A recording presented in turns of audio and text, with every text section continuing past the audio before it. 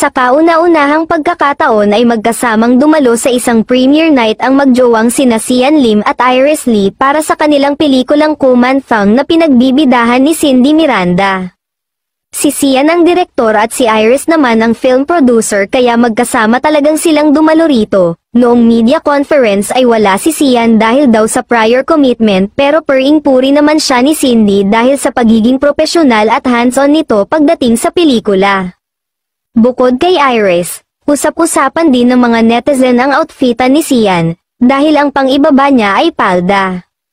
Umani naman ito ng iba't ibang reaksyon at komento mula sa netizens, na ihambing pa nga ito sa mga lalaking nakapagsuot na rin ng skirt gaya ni na SB19 member Pablo at It's Showtime, host Bong Navarro.